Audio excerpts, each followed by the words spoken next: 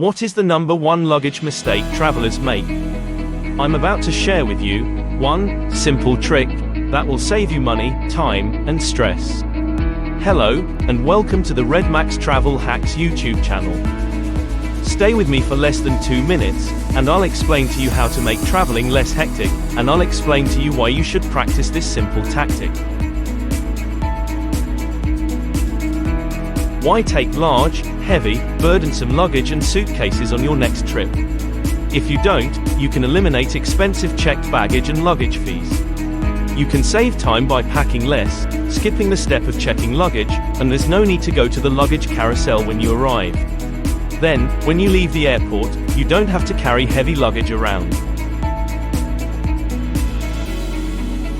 I say, take only a backpack. I know what you're thinking, I just can't do it.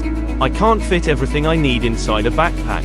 You may find, all you really need is a few changes of clothing. And, if there is something you find you need after you arrive, you can just buy it. You can buy some toothpaste, a stick of deodorant, a bottle of shampoo, or even a hoodie.